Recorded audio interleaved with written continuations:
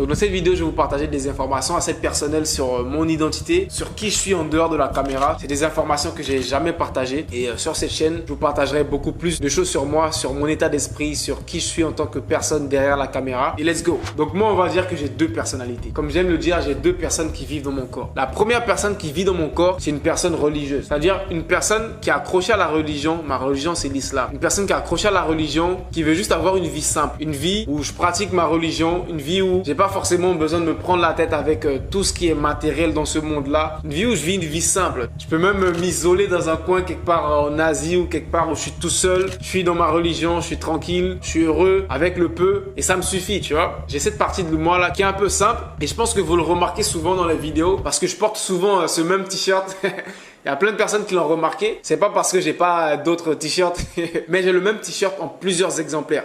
Je suis le genre de personne, juste pour pas me prendre la tête, je vais acheter le même t-shirt en plein d'exemplaires et je vais porter la même chose tous les jours. Juste parce que j'ai ce côté-là de simplicité. Je fais pas ça tout le temps. Ça peut m'arriver où je fais des folies, je vais acheter d'autres nouveaux t-shirts ou des nouvelles chaussures. Mais j'ai cette partie de moi là qui est assez dominante, on va dire à 60%, qui aime la simplicité, qui veut juste vivre une vie de musulman, un bon musulman qui est à fond dans sa religion, qui n'est pas trop attaché au matériel de ce monde-là parce qu'on sait tous que ce monde-là il est éphémère. On est tous au courant que c'est un monde éphémère, on va tous mourir et laisser tout ça ici. Donc souvent quand je m'assois et je me demande en vrai de vrai pourquoi tu travailles et tu fais tous ces efforts. Tu vas juste mourir et laisser tout ça derrière. Donc il y a cette partie de moi là qui est assez présente et je pense que vous le remarquez souvent parce que j'ai souvent tendance à disparaître des réseaux sociaux pendant des longues périodes et je reçois plein de messages: Ibrahim, tu es où? Tu fais pas de vidéos, tu réagis pas sur Instagram et tout. Si je disparais comme ça, c'est parce que je suis souvent dans des périodes d'introspection, dans des périodes où je suis très souvent seul ou souvent avec la famille, mais c'est très souvent seul, où je pense à ma vie, je pense à ce que j'ai réalisé, je me pose la question: est-ce que ça en valait la peine de faire tous ces efforts en fonction de ce que j'ai réalisé, en fonction aussi des sacrifices que j'ai eu dû à faire dans ma vie. Et aussi, je fais une rétrospective sur l'avenir et je me demande: est-ce que ça en vaut la peine de continuer sur cette lancée? Pourquoi pas s'arrêter maintenant? Tu vois, t'en as fait beaucoup. On va pas dire t'en as fait assez, t'en as fait beaucoup. Tu peux juste t'arrêter là, vivre une vie simple, être tranquille, pépère dans un pays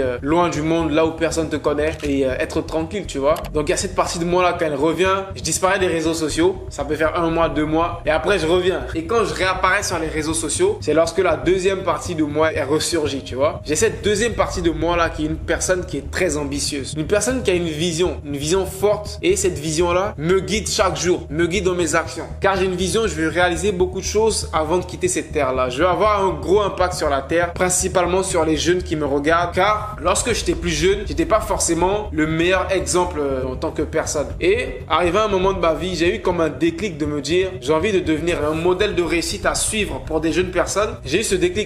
Et à l'époque, j'étais juste une personne lambda. J'avais rien réalisé dans ma vie. J'étais juste dans ma chambre à jouer à des jeux vidéo comme un jeune lambda. Et j'ai eu ce déclic-là de me dire: bouge-toi, deviens un exemple, fais quelque chose. Et c'est là que je me suis levé, que j'ai commencé à vouloir me lancer dans l'entrepreneuriat, à tester plein de choses. Et je me suis retrouvé sur YouTube. Je me suis retrouvé malgré moi à être un exemple pour une jeunesse. Et c'est très vite devenu, on va dire, un bon fardeau. Dans le sens où un fardeau qui me force tous les jours, qui me pousse tous les jours à être une meilleure personne parce que je sais que derrière, il y a des personnes qui me suivent et qui suivent mon exemple. Donc, j'ai pas droit à l'erreur. Donc, cette deuxième partie de moi est vraiment à fond et veut être un exemple pour une jeunesse, veut montrer un nouveau exemple de réussite, veut se dépasser, veut accomplir beaucoup de choses dans la vie. Et tu vois que c'est un peu, on va pas dire deux choses contradictoires, mais il y a souvent un match, un conflit entre ces deux personnalités-là dans ma tête. Dans le sens où j'ai envie d'être une personne qui a une vie simple, tranquille, pépère, loin de tout le monde. Mais d'un autre côté, j'ai aussi envie d'inspirer une jeunesse, d'inspirer, on va dire, une génération et d'être un exemple et d'aider aussi plusieurs personnes à changer leur vie grâce à Internet comme je l'ai fait. Et si je veux être cet exemple de réussite, si je veux avoir un tel impact, je peux pas forcément avoir une vie simple aussi, tu vois.